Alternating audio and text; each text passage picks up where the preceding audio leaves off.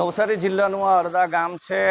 જે પ્રમાણે state highway છે એટલે કે ગણદેવીથી અગર આપણે નવસારી જવું હોય તો અત્યારે રસ્તો બંધ છે। આ રસ્તો બંધ કરી દેવાનું કારણ એ જ છે કે જે પ્રમાણે કણાઈ ખાડીનું પાણી આવી રહ્યું છે, જે સ્પીડથી આવી રહ્યું છે રસ્તા પર, એને કારણે કોઈ પણ વાહનો બંધ પડી જઈ શકે એવી સ્થિતિ છે। તેને કારણે હાલ આ રસ્તો બંધ કરી દેવામાં આવ્યો છે।